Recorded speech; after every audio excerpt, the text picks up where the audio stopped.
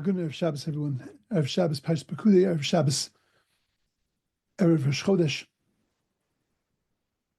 Mishkan Ha'edus. That was what the tabernacle was called.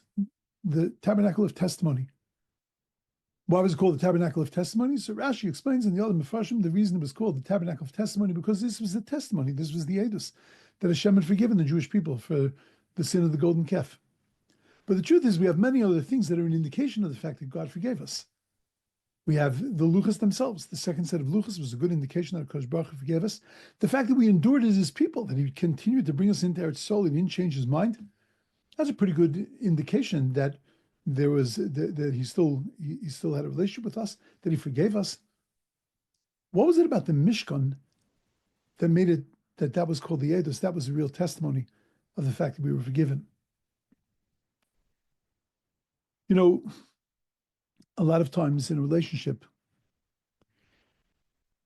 we forgive, but we will never forget that we are forgiven. In other words, you do something wrong to somebody, and they tell you, it's fine, don't worry. They apologize, you apologize, and you say, let's move on. But you, the victim, are not really moving on. Because you, the victim, are still feeling a certain resentment.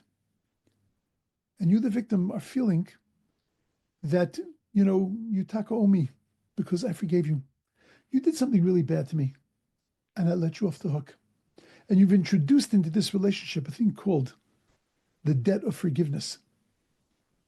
That because I have been so magnanimous in my forgiving of your apology, my forgiving of your wrongdoing, so you really owe me one. And the perpetrator feels that very strongly. Because even if it's not true, he feels that way. Because every time he sees you, he's embarrassed over the fact that he knows he did something wrong to you. And that you had to go out of your way to be able to forgive him. And that weighs him down. And introduces into this relationship and something uncomfortable. Makes it that you're always walking on eggshells. You always feel there's something's off. So you, the victim, have an obligation to let that person know that it's fine. You have to go out of your way to let them know that I never really even felt hurt. You know what? That's not there. It perhaps wasn't there from the beginning, but it definitely is not there now. And the only way to do that is by restoring the relationship, by you not walking on eggshells, by you, the victim, making sure that that person is comfortable around you, by making sure that you send the proper messages that this relationship is back to the way it was. And that might take a lot of work on your part to get to that place. But that's what we have to do. We, the victims of somebody else's anger, of somebody else's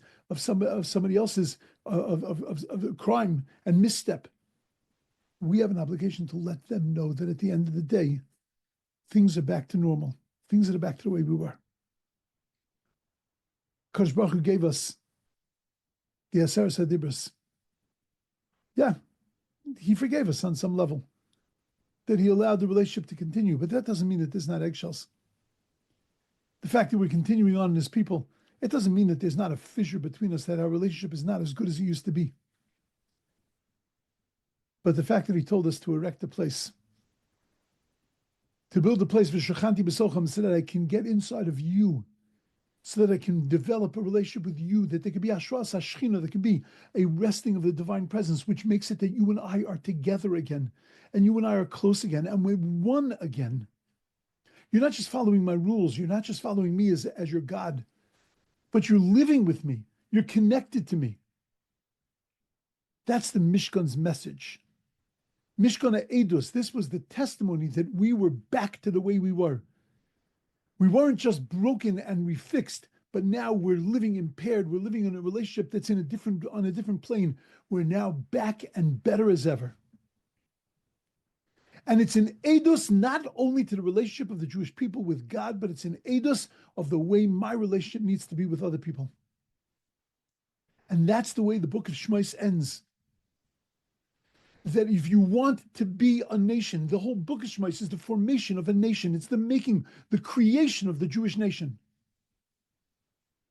But if you want to be a nation, you can't just have a relationship with the Ribono Shalom. You can't just have a relationship that was put back together and was repaired and was stronger and better than ever. But you got to take that model. That has to be the edus. It has to be the testimony of the way you have to live with each other. And that you have to build that kind of Mishkan, that kind of safe space for each other. So that you feel that no matter what's happened, we have an ability to be able to repair. We can get rid of this debt of forgiveness and we can rebuild a relationship with each other. You know, it's natural. It happens. It's a life. Relationships get stronger. Relationships get weaker. We do things. We step on people's toes. We make mistakes. But the Mishkan Edus tells us, how do you continue as a nation?